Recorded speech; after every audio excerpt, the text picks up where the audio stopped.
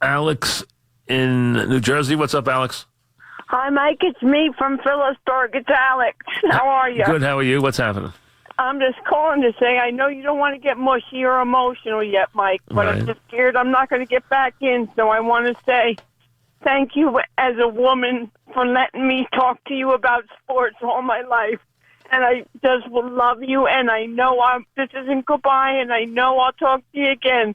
But could we have Carlos Beltran, please, that has a little of emotional depth instead of somebody else? Maybe. What do you think, Mike? I don't know. You know, the Beltran's in the running. They say Boone's in the running. Bam Bam Mullins is in the running. I don't know what the Yankees are looking for. I really don't know. I heard Cash say today that he's not going to look at any more candidates. So how many do we have?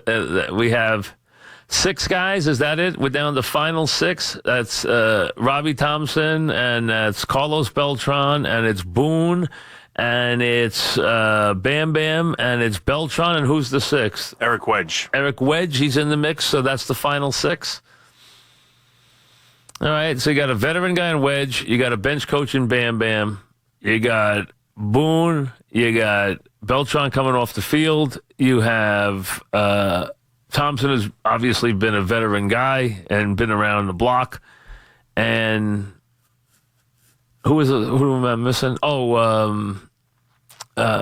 Wait, I got Bam Bam, I got Beltrán, I have Mullins, Boone, Wedge, and I'm missing one.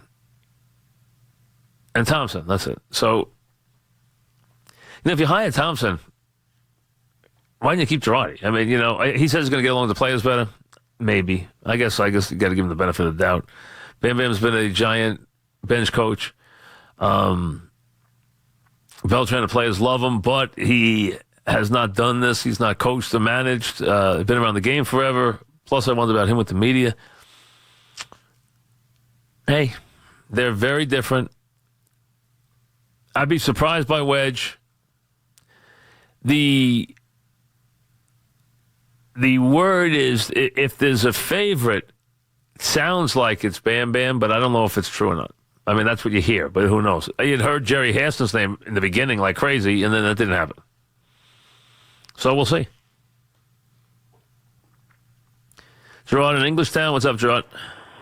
Hey, Mike, how's it going? What's happening? Keep giving the tickets away when I'm waiting. Bam Bam sounds like it'd be a good name for a Yankee manager. But you realize he was a I don't know if you go back far enough with Bam Bam Mullins. So you realize his history or no? I do not. No, he was a guy who was considered to be a big prospect many years ago. So it didn't work out for him, but he was a guy who had was going to be was a name the Yankee fans knew many, many years ago, and then has come through the ranks through the years. Dave in Rockville Center, what's up, Dave? Hey, Mike, how you doing? Good. What's happening? Mike, the NFL has a big problem with the draft, and they need to correct it. And a big problem with the draft? What's the problem? Yeah. Listen to this. So the situation with Eli and with tanking in general, okay, is a symptom of the structure of getting the first pick in the top of the draft. The NFL needs to come up with some way.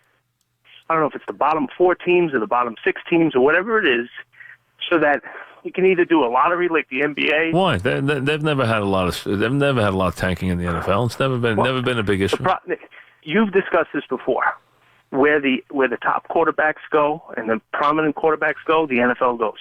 You need guys like Eli Manning on the field. You need top quarterbacks on the field and not sat down so that the roster can be evaluated. And so I just think that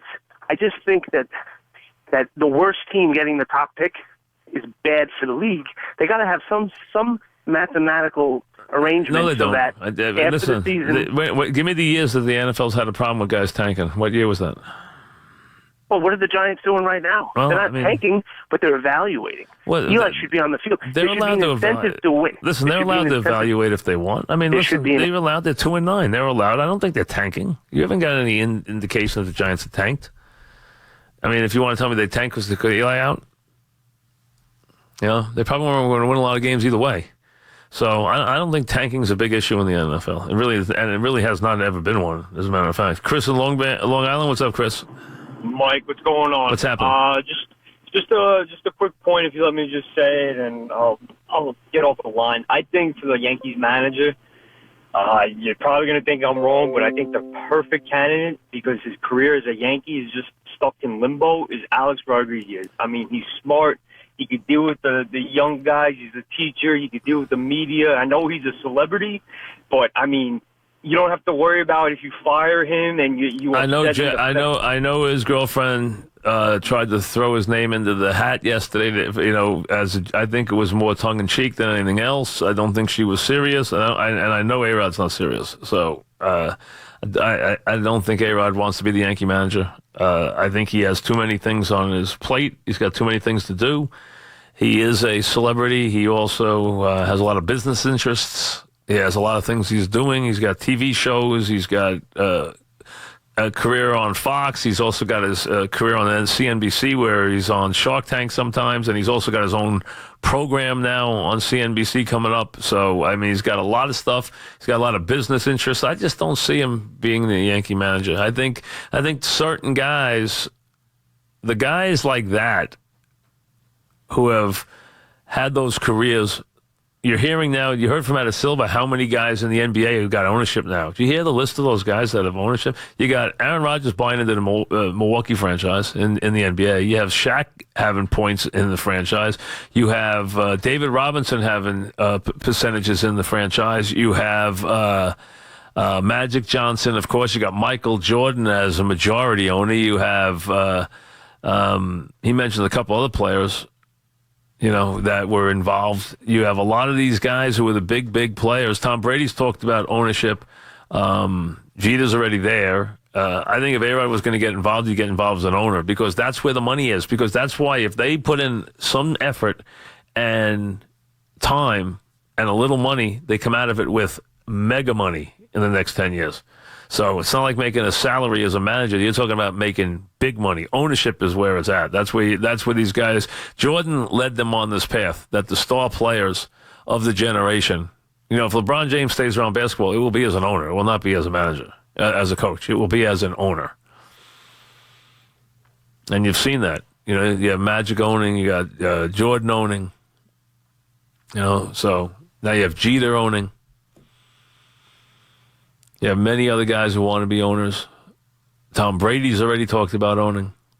Aaron Rodgers is already buying into an NBA franchise. So it's a lot of guys. John in East Islip, what's up, John? Mike, how are you? Good. What's happening? Real quick, I'm 47, and I just want to thank you for all the times driving home from work and school in Long Island, listening to you. Well, thank you. And then back you and Dog. Thank you. Really, really appreciate it, Mike. Thank you. It's been a real pleasure. Thank you. As far as the Yankees, as far as the New York Giants, I think the fans are going a little crazy, though, Mike, with this Eli thing. I mean, let's not forget that the Giants are running a business here. Eli's still being paid. And to me, the fact that ownership let that coach that will never coach again, I mean, I think you agree with me on that. You'll never see this guy again after this year. For him, they allowed him to make the statement, and it's, don't shoot the messenger type thing. That guy's clueless. And they want to see what they have. They got to see who's going to be there next year. Listen, business. John, I think you bring up a good point. I think it was how it was handled and the way it was handled and the message that was sent. It was more than the fact that they wanted to see the young quarterback. They want to see the young quarterback. We all understand that. I think we all do. We all understand that that's the process. They need to get to learn about what they have here before they go on to the next player. So I agree. From that standpoint, that was workable. They just handled it very badly. They botched it very badly, as you said. So from your standpoint of it being reasonable, there is some reason to it, no question. But had to be handled differently than it was.